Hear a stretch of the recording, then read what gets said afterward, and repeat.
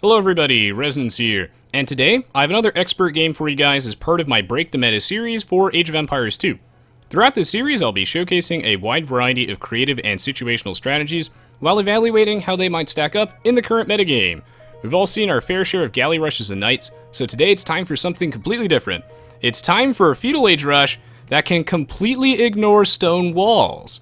In this expert match, Isyan will be playing against xTeRRoRx in a 1v1 on the map Arena. At the bottom half of the map, we have Isyan playing as the red Vikings, and on the top side of the map, we have xTeRRoRx playing as the blue Aztecs. You did not hear me wrong. Today, we're going to see a Feudal Age rush that just bypasses stone walls entirely. The thing is that when it comes to a map like Arena, you do start with a set of stone walls. This is what we like to refer to as a closed map. Very, very easy to defend. A map like this heavily favors a more defensive playstyle, considering how difficult it is to get through walls in the early game. In fact, usually players on a map like Arena will wait entirely till the Castle Age or maybe even the Imperial Age until making any military units at all, because the best way to get through stone walls is with, siege workshops, some battering rams, perhaps trebuchets, petards, all sorts of things that you don't have access to in the early game. So almost everyone goes for a fast Castle Age, sometimes even waiting all the way till the Imperial Age before making a single military unit. The thing is, though, is that when it comes to the metagame in Age of Empires 2, what's expected? That can be used against you, as who would possibly expect a Feudal Age rush on a map like Arena? It's relatively unheard of. And I know what you're thinking, how is this even possible? How do you do this? Well, a good way to start is give yourself a little bit of that early game lead by laming some of your opponent's sheep. So Isyan here with his scout gonna move forward and go stab a couple of those sheep. And since those sheep already had been captured by xTeRRoRx, Isyan's scout was able to actually kill them. So with a little bit of laming, it's one way to give yourself a head start, but of course not a requirement. So we'll see over time exactly how this strategy actually works, but you know, let's say that when you're going for something like a Feudal Age rush, what's a good civ to do this on Arena? And the Vikings are a very good choice due to their free wheelbarrow and handcart. Gives them very, very strong early to mid-game. I just see this villager coming forward here. I'm not exactly sure what this is. Oh, he's trying to lame this boar. Oh, that's super cheeky. So what he's trying to do, since he scouted this boar when he brought his own scout over here to go lame those two sheep, Isyan going full laming today. He wanted to do as much damage to this boar as possible, and maybe even just kill it on the other side of the wall, so that way it just starts decaying, and xTeRRoRx can't lure it. Also, that would make it really hard for xTeRRoRx to lure in general, just by keeping the boar really, really low, even if it doesn't die. Also, it won't change aggro if Isyan was still shooting at it. However, xTeRRoRx is going to react to this perfectly, and is also going to kill the scout. He does lose his eagle, but he does manage to snag the boar before Isyan can kill it on the other side. And while Isyan does pull his villager to go kill that eagle warrior, is going to actually give xTeRRoRx the boar back. So we see some serious laming at the start of this, and Isyan gonna build a palisade wall at the front of this gate too to make it even harder for xTeRRoRx to get out. Laming is of course optional in this case, but it's one very, very cheeky way to get a little bit of an edge over your opponent and try and snowball the game off of that. Because if you are going for something like a Feudal Age rush and your opponent has a slow start like xTeRRoRx is having right now, then that can make it a lot harder to defend. Is xTeRRoRX's boar lure not quite perfect? It's not underneath the town center, and that's because the boar was just on lower HP, since Isyan had been shooting at it over the wall for so long. That's an unfortunately placed wolf. Is this going to do some damage to that villager? But it looks like Isyan gets to steal two sheep, gets to lame two of xTeRRoRX's sheep, messes up this boar lure. You want to completely under the town center so the villagers don't have to walk, very far to go drop off that food. They can just, sit up.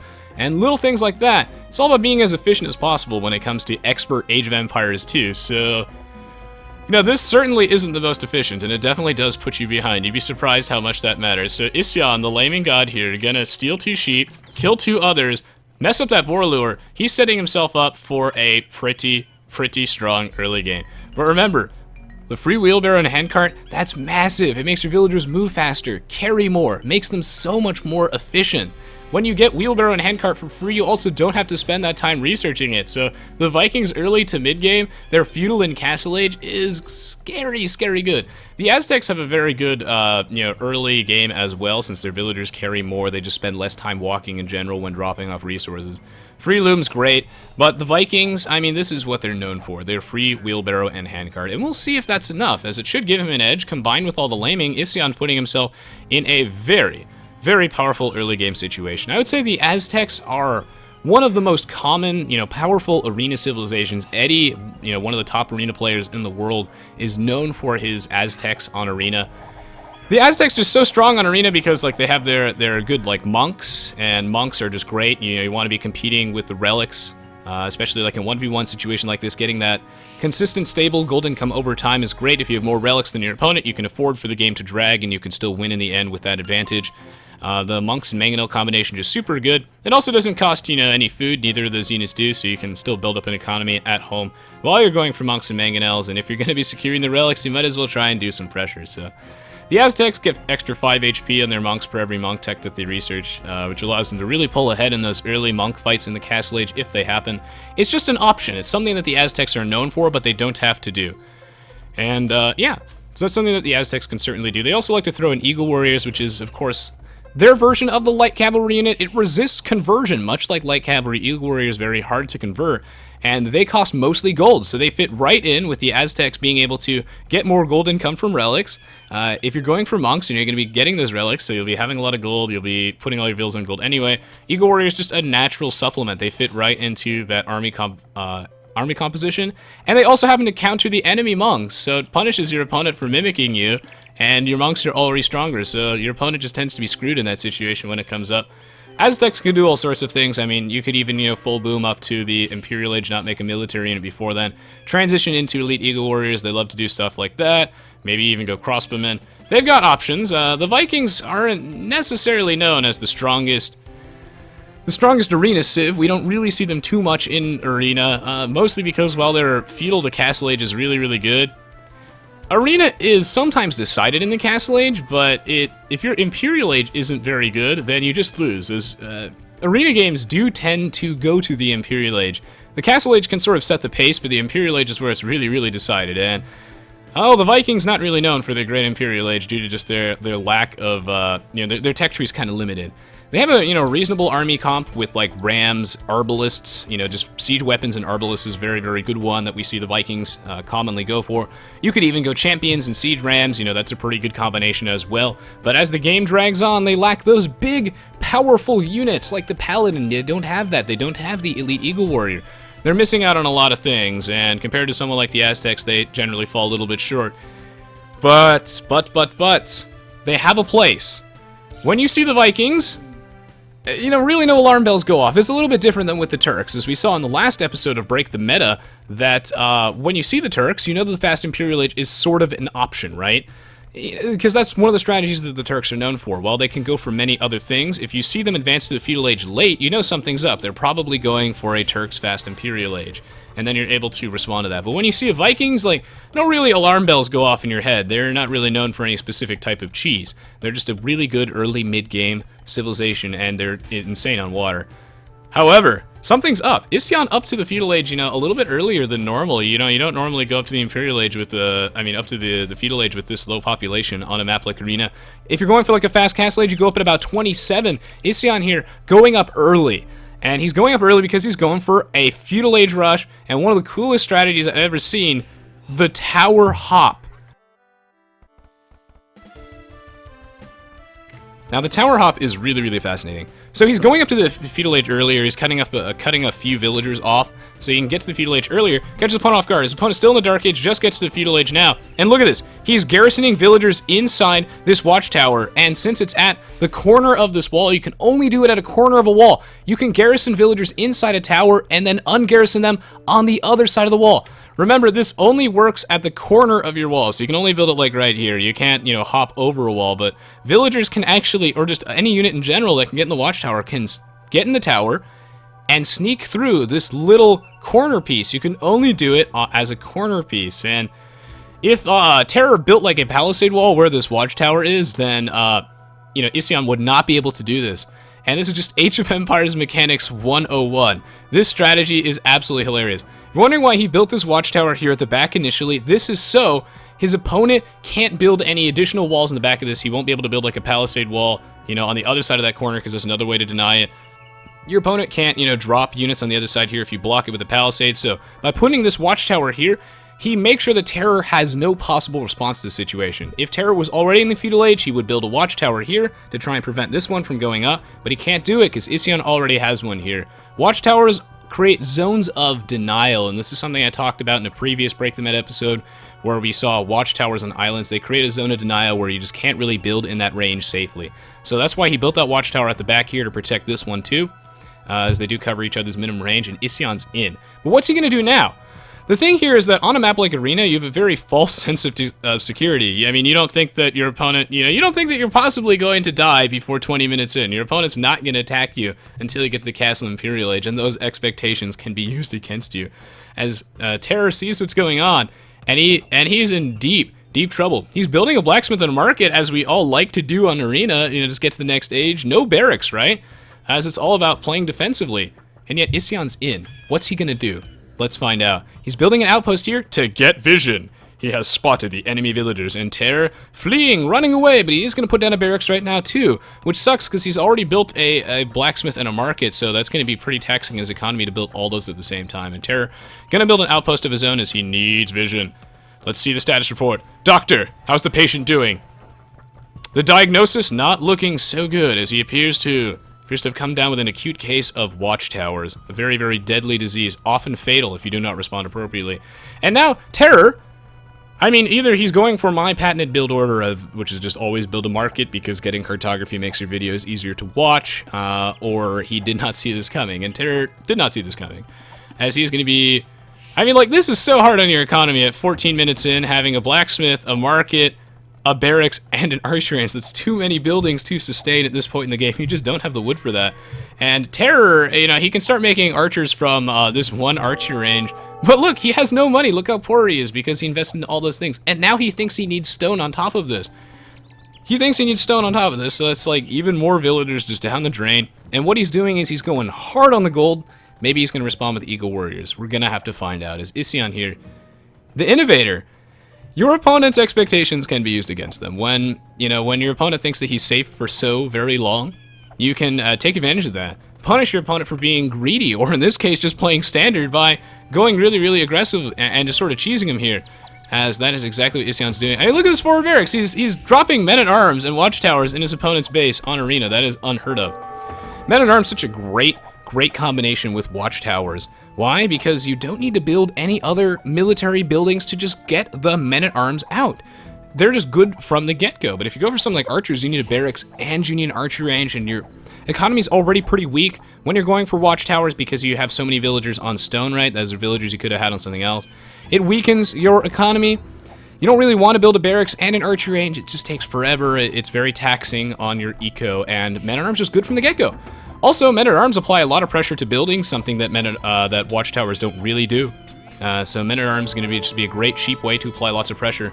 Forceless idle time, I mean, I wish I had the spectator overlay, but this is a 1.0c Age of Empires 2 replay. And the spectator overlay, which you may have seen in my miscellaneous other expert matches, doesn't work on the older version of Age of Empires 2. This is a slightly older replay, a couple years old. It's from 2010. Looks like Terror up to the Castle Age, but can he survive? He's putting down a siege workshop. But I wonder what his response will be. It's not eagles, but he does have a shitload of gold, so he'll probably be doing something that I also like to do, which is use his market with the gold to go adjust his economy, buy wood, which I think he just bought 100 wood, and buy some food, and he's going to start pumping out some mangonels. Mangonel is going to be really, really good in this situation, but he does have to watch out as the men-at-arms can exploit that minimum range, get up there, do some damage. The Mangonel is also pretty good against taking out the watchtowers, but you have to repair it, otherwise the watchtower can kill it. And yeah, battering ram would be great here, but the men-at-arms do disincentivize battering rams. Battering rams very, very vulnerable to any unit that has that does melee damage. Battering rams immune to ranged, but very, very weak to melee, just like the Mangonel too. 0 Dura armor. Terror also going to be throwing some monks in with this, and monks also a good call here, which is why he's so very heavy on gold. Can he defend against this? Because Isyan, You know, it's pretty all in, but he's put on so much pressure. He's really just, he's messed up Terror's game plan completely. Terror just thrown off of his groove, and ooh, gonna garrison that town center here, so good control by Terror, gonna get some free shots on those men-at-arms, and a Scorpion! Taking a page out of Doubt's book. This is already such a great, awesome non-standard game at AoE, I love it. Scorpion gonna be great here, as it is a lot harder to juke than a Mangonel, and it's much better against melee units than a Mangonel. Still not ideal, but the Piercing Bolt's gonna be great against these low pierce armor, slow melee units.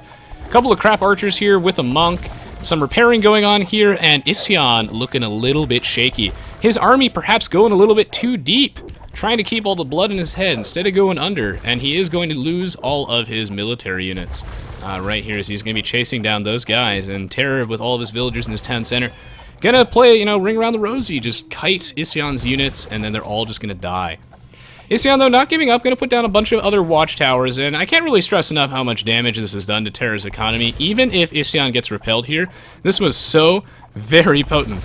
He didn't get to finish these berries, you know, he had to build all these watchtowers, so much idle time on all these villagers that had to go build their own defensive watchtowers. There's so many, like, buildings here. He has an archery range, a barracks, a monastery, a siege workshop, a market, a blacksmith. You know, Terror throwing everything in the kitchen sink at this. Does so much damage to his eco. He really just has no money at all.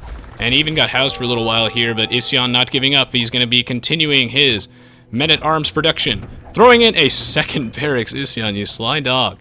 And getting that forging upgrade. In the meantime, he's on a mission. Undetected, trying to sneak around, find some economy, but he's going to shoot that market and alert Terror. On the back of this, Isyan, still making units at his own base. Thankfully, he is the Viking, so with that free wheelbarrow, it allows him to create so many more military units than he otherwise would be able to. Build up a strong economy. We're very, very even in population. In fact, Isyan's still ahead, which is really, really good for him at this point. He's still ahead in population. You know, he's behind a little bit in villagers, but Terror still only on one town center. So if Isyan gets repelled here, which he most certainly will, as there's just too many military units here, his opponent just too tanky, then it's okay. Because as long as Terror doesn't gain a huge economy lead, then we're basically good to go. Isyan just needs to put on as much pressure as possible. He is going to eventually lose all this stuff. It's going to suck. It's going to really set him behind. He'll lose 4 villagers off of this at least. He will lose you know, access to the double barracks, the archer range, and even his blacksmith. So he's going to have to rebuild all those buildings later. But both players just trading massive eco damage, and Isyan on a mission. He is going to find that villager he was looking for. 10 food down the drain. That forager not going to make it, and yeah. 1 villager down, both players trading some serious economic damage, but Isyan still in the lead. Terror absolutely crippled. 44 population to 53, and even though Isyan's sustaining some serious military losses, he's trading resources for eco damage. One of my biggest concerns, though, is that his economy is not ideally set up. I like that he has a lot of farms, but he needs fewer lumberjacks if he wants to get to the Castle Age, because now is the time when things start falling apart. Your opponent is sort of defending. The question is, do you continue to commit at this point, or do you transition to something else? And the skirmishers are just so good against these, you know, the Scorpion men-at-arms combo. I like that Isyan using his own watchtowers here to go garrison his units inside, juke those Scorpion shots, protect them. That's great. Do you commit to this, though, or do you transition to something else? And Isyan's just like, I'm committing to this, man. I wasn't born a pussy, and I admire that. I do think, though, that you know, now is around the time where you consider transitioning into something else. Because even though this early game aggression is doing so very much work, is it going to win the game? I'm not entirely sure.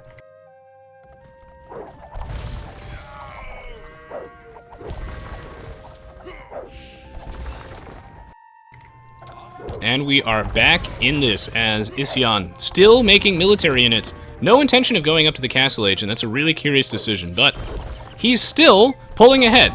Terror is actually stagnated entirely. He hasn't managed to really go beyond 44, 45 population. Look at his food count. He's like, how many food gatherers does he have? Oh my god, he has 1 farmer. Like, that's not going to cut it. His villager production is so very weak, and Isyan is like, alright, fuck it, man, I'm just going to stonewall your relic so that you don't even get any gold income off this, but I think it's a little bit too late, as those monks will be able to threaten that conversion there, and well, I'm surprised that Isyan's been committing for so long, but I think it has been paying off. I mean, it's a pretty crazy decision, but it has been paying off, as Terror are just not able to, you know, really get out that much in the realm of population. I mean, look how long his town center's been idle. I wish I had the Voobly Spectator overlay so I could show you the 8 hours of villager idle time Terror has been forced into, as he's had to spend all those resources on his defense. And Isyan is going to be finally giving up on his military production, thinking about the Castle Age. And, well, I say giving up on his military production. If he stops queuing up all these men-at-arms, he could get all those resources back, get to the Castle Age a little bit sooner, and transition from there. Because I think that Isyan, as our Vikings player, has set himself up so that going to the Castle Age here, he can still win. Something he's really concerned about is that if this game goes to the Castle Age, then Isyan thinks he might not be able to win. He thinks he needs to close it out right now. But I think he's underestimating how much damage he's truly done to his opponent's economy, and Isyan being cute again. Gonna send a small task force of military units over here to just cripple Terror's food income even further, as Terror finally able to put down some farms. He no longer has to have his town center garrison. And now, the shoe is on the other foot. Terror will be able to make a counterattack soon, but his economy is so very weak. That's why I wouldn't really fear transitioning to the Castle Age at this point in the game. When your opponent is this very weak, I think that you're still... Like, you might be a little bit behind in the military department. You obviously lose all these military buildings too. I think, though, that you can still very easily win from... Well, not very easily. You can still win from that position. It's not hopeless, because your opponent... The biggest fear that you have when they get to the Castle Age first is that they are going to start pulling ahead on the economy side of things and really, really punish you in that regard. But there's no extra town centers here from Terror. In fact, Terror's economy is absolutely ass. And... Well, the Scorpion actually going to die and not clean up that entire group of, you know, that little skirmish force from Isyan. And Isyan forcing a lot more idle time. Killing a villager, you know, killing several even, and just still being a nuisance with his remaining men-at-arms. It's curious that he is still producing military units here anyway, despite there being a large amount of defense units from Terror. But Isyan still thinks it's worthwhile, and I think it has. You know, like, he's been killing a lot of units here, as Terror has a huge force of monks at the back. Even as a Scorpion over here, and he actually left those archers, like, unescorted, and as a result, Isyan is just going to be able to get back in here and do even more damage, and he's on his way up to the Castle Age. This game isn't over. I think Terror got redemption, and he's going to start... Or is he going to get redemption? Start converting all these buildings back? That'd be really, really funny if he does that. I would like to see that. These men-at-arms going to finish the job, take out this one farmer, as he's on his way to the Castle Age. We're at 65 population to 51, so while Terror is slowly growing... His town center's actually idle right now, but he's going to be queuing up a couple more villagers. That's good. And right now, if we compare... Well, there's 17 military units for Terror, and, well, if we go back to Isyan, he has about 10. So, yeah, Isyan just ahead in general right now, so this is fine as we transition to the Castle Age. He is vulnerable, though, because he has no military production facilities outside of Terror's base, so something he'll have to do is build a lot more of these, and it does leave a window of vulnerability. But look at all that stockpiled stone. Isyan could just drop a forward castle here if he wants. He could put the pressure on, but Terror finally able to get out a battering ram now that Isyan's army is defeated, and these buildings are going to go down. Ooh, it looks like he is gonna convert these barracks. He got redemption, but he is also going to be ramming it at the same time, just to weaken his own brand new barracks. Sucks that the blacksmith's gonna go down too. He's gonna have to build all those new things. But in the meantime, Isyan just still being such a huge nuisance, forcing so much idle time out from Terror. I wish I could show you how much idle time he's had this game, but his economy in absolute shambles.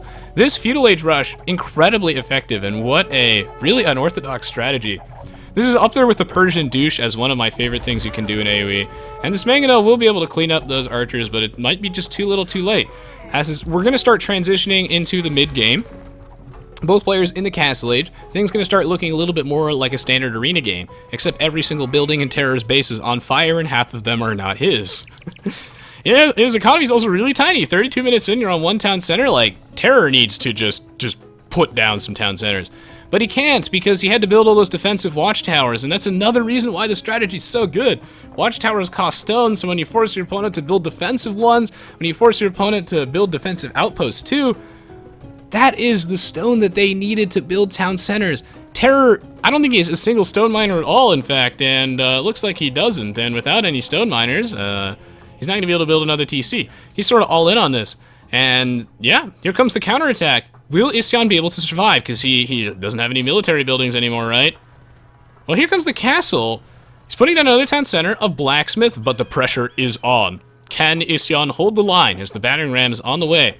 Backed up with another battering ram and a huge force of monks. This is it.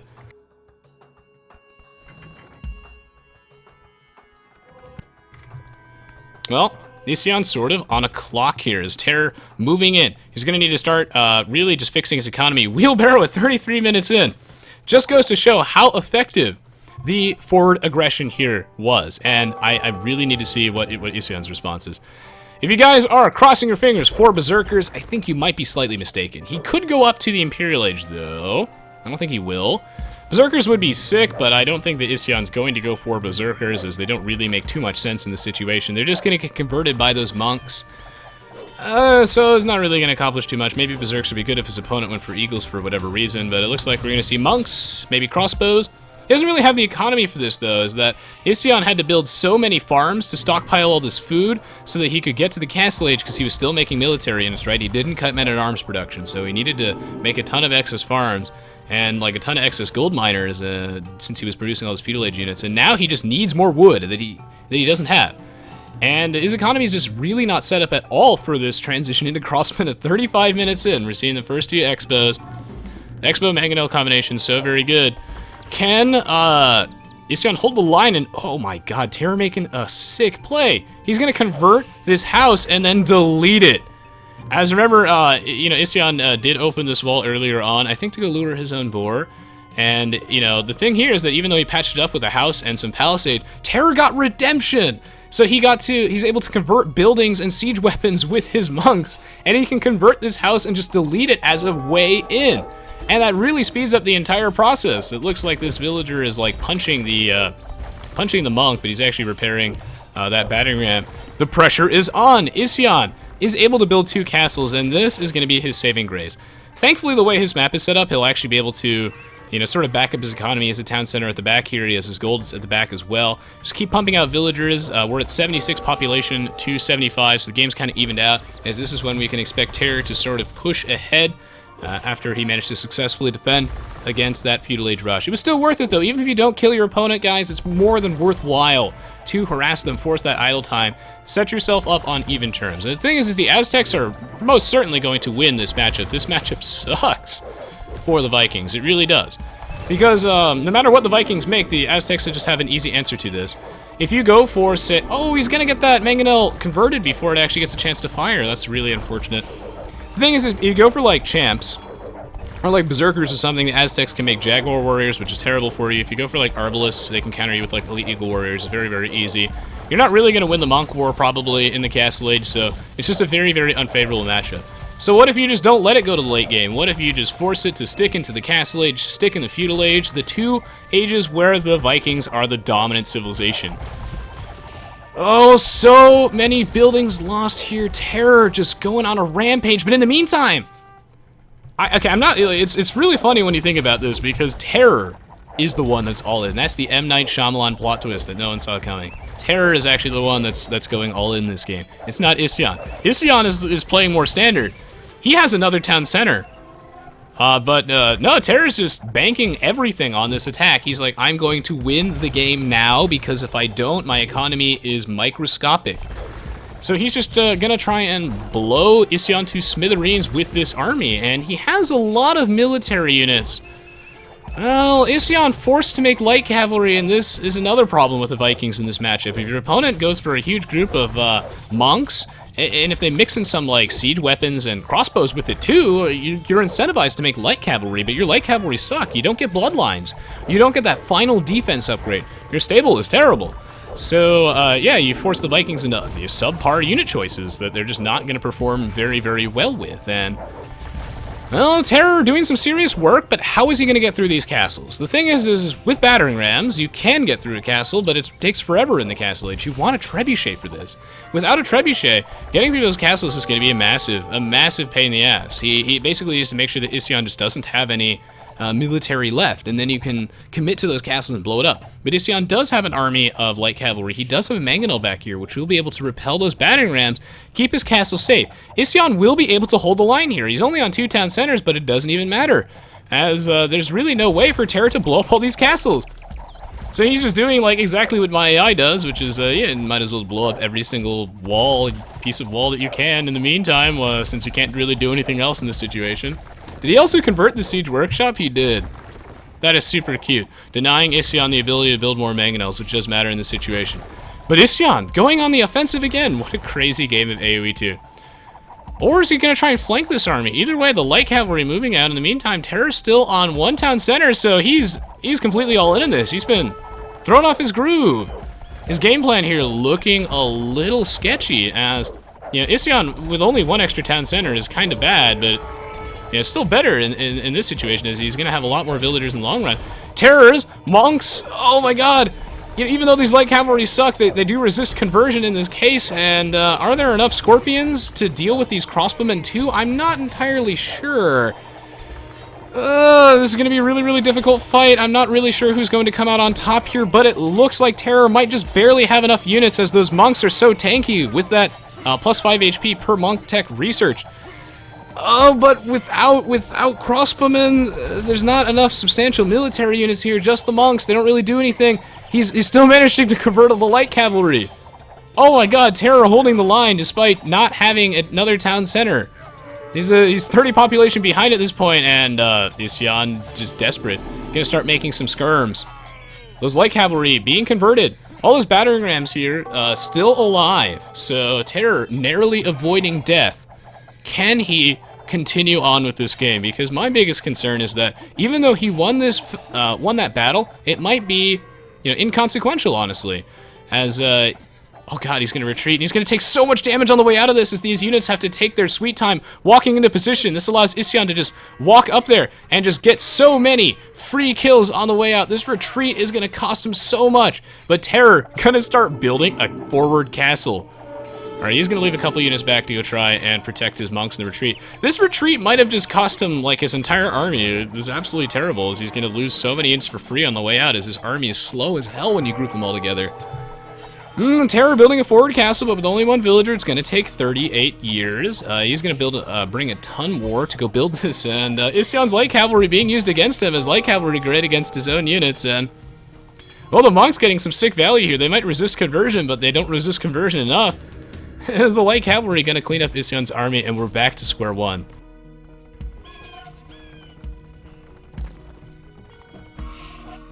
This is what I love about Age of Empires 2. Like, you know, for a game this old, and even though there hasn't been any, you know, officially endorsed balance patch, you know, in over a decade, we still see interesting things like these, and that's what I really, really enjoy. Age of Empires 2 does have a very, very diverse metagame, even if at the tournament level we only see things like, you know, maybe like the same 4 civilizations, maybe go for like knights and crossbows.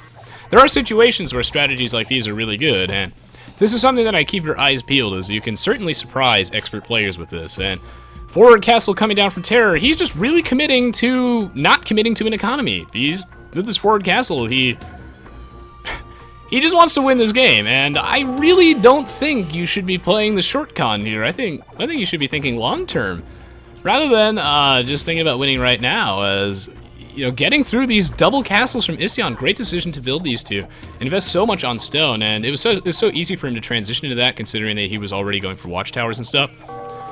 He already needed all that stone, and the double castle is so very difficult to breach in the Castle Age, and Terror, I really think you should be thinking about the Imperial Age.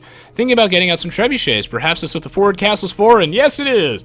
Oh, yes! Okay, so Terror is making the right play here, I think, and he's gonna, with this forward castle, he's on his way to the Imperial Age finally, despite having the world's smallest economy. You would need a microscope to see this.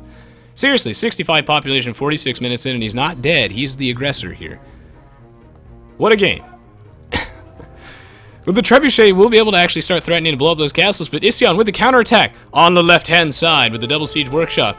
He's going to huff puff blow this wall down as he's a double the population of Terror. Terror going to bring a mangonel out the back here, and he's going to try and stop this attack. And with the good mangonel shot, he might be able to wipe all this out, but he needs to fire at the crossbowmen, not the battering ram. I'm pretty sure Isyan's attention is divided. He must change targets. Fire at the mangonel. Fire the crossbow. Something. Oh, man. That just sucks. Ah, shit. So Terror's going to lose that mangonel. That's... Oh, it's going to set him back a little bit, as the battering rams are going to be able to successfully get through that wall. He needed that mangonel to blow up that other mangonel. Kill these crossmen, kill the battering ram, do something, but like the battering ram's the lowest on the priority, and it actually lives at 2, which sucks. You have to kill those mangonels or you'll lose your own. Maybe wipe out an army of crossbows, that'd be nice too. Terror going to start transitioning into the Arbalist and back that up with perhaps a Trebuchet of some sort. That will be all fine and dandy. He's building a Trebuchet right now, okay, so that is what I expected. Big problem is, though, is he just does not have the economy to sustain this. You cannot stay on one town center for this long. Terror, you must make villagers. We must construct additional pylons. Somebody tell him to make more villagers, as Terror not going to be able to win in this situation, as Isyan up to the Imperial Age 2. And having the tech lead doesn't matter here when your opponent has double your population, so these Arbs gonna move in here with a couple Mangonels. Terror might be able to go defend against this, but he can't really put on too much more pressure. I really like that Isyan isn't focusing too much on defending his own base, knowing how weak Terror's economy is. If he can come in here, disrupt this further, and just close the game out here, then he just wins, and Isyan at the back of this economy gonna kill the remaining, like, 3 or 4 villagers, or however many Terror has. You can see them all on one hand. And he's gonna start making some cavalry, too, and just start raiding with the Vikings. And I really like, without a defensive castle from Terror, this is why I love to build defensive castles when I play, and you see me do that a lot in my first-person gameplay videos. I like to build defensive castles so I don't have to pull my army back to go defend like Terror's doing right now. You forfeit a lot of offensive pressure. You leave yourself so vulnerable to raiding, and with an economy this weak, I mean, you need defensive castles. You need to do what Isyan did, build 2 defensive castles, stall against your opponent's push, or you just fall apart. And Isyan with some good micro, this Mangonel not going to be able to get this army across from him. Terror with so many Ida villagers, he's falling apart. All he has left is this forward. He has a trebuchet, he has a castle that, to be fair, Isyan doesn't have a clear answer to right now, but he does have a shitload of battering rams, which he'll be able to use soon. But, you know, this army here, there's just not enough military, and it's Terror falling apart, Capt Ram coming up. Isyan gonna close out this game. Terror gonna call GG. So, GG, well played from both players here. What a crazy, entertaining game. If you thought that Arena was generally the same thing all the time, then I think you would be surprised, as sometimes expert players do like, you know, they do have some tricks up their sleeve. They like to throw in a little something interesting into the mix, and that's why I love Break the Meta so much, is that it shows that there is room for innovation and creativity in Age of Empires 2, despite all these years. While I would love a actual, like, balance patch to be added to the game to encourage more things like this, sometimes all you need to do is just do something unexpected. Catch your opponent off guard, and we can see that while Terror managed to defend against the early attack quite nicely, he didn't really cleanly transition into the late Imperial Age, and Isyan had a game plan in the back of his mind. Things were looking really, really rough for him, but Terror just wasn't able to respond to such a bizarre, novel situation, and this strategy carries so many pros with it. I think, though, that not building any town centers and building your economy here kinda loses you the game. But I understand Terror's thought process here. When your opponent goes for Feudal Age Rush like this, you would expect their economy to be as weak, if not weaker, than yours, right? However, when your opponent is the Vikings, this is why the strategy works so good as the Vikings, you get free wheelbarrow and handcart. His economy will not actually be as weak as yours. And Isyan got to use this to his advantage and, get his way to the Castle Age in a reasonable time frame, build a second town center, which was huge. That allowed him to pull ahead in the villagers, drop those 2 defensive castles. I think that Terror didn't really... I think he underestimated how difficult it would be to get through 2 castles in the Castle Age, and I don't think that he thought either that Isyan's economy could support that, and this is why the strategy is so very surprising. Terror did a great job defending, but Isyan's strategy manages to pull through in the end. And, of course, I think it's time that we check out the achievements. Here comes the Isyan victory theme. Well done, my friend. This match was an absolute pleasure to watch.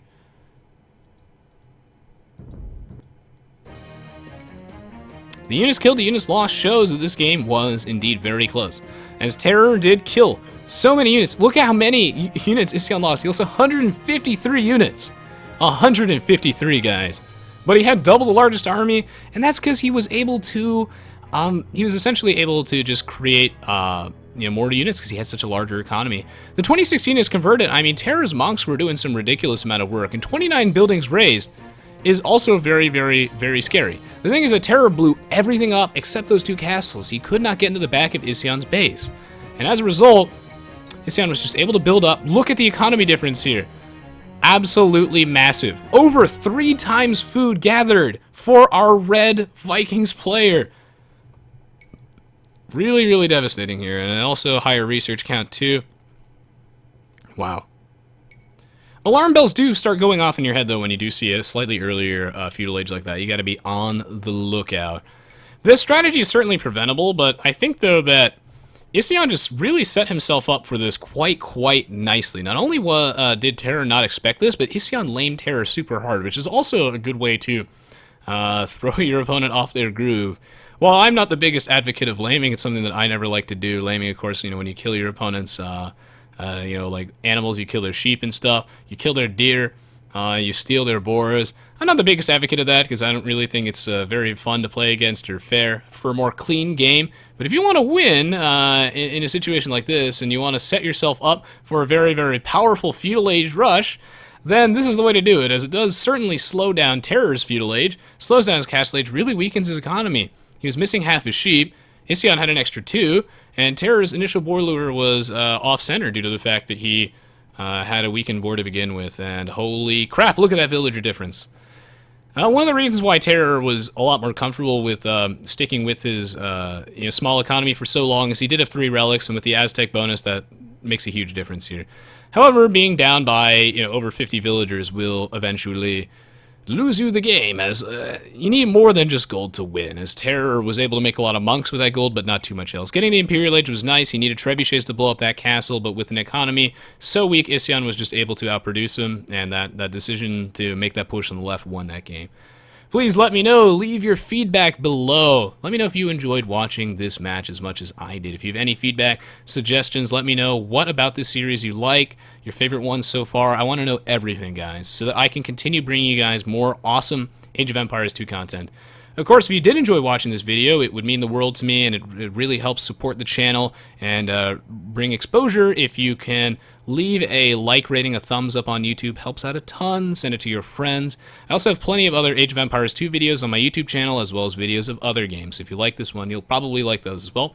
I also do live stream regularly, and it would be great to have you there. We have a wonderful community that you too could be a part of, and you can find a link to my live stream on the screen or in the video description below. If you want to know my live stream schedule, what you do is you just head to my Twitch page and you scroll underneath the video player to find my schedule there. As always, guys, it's a pleasure to have you. What a great match of Age of Empires 2, and I'm really looking forward to bringing War Break the meta in the future. Thanks for watching, guys, and I'll see you all next time. GG, well played.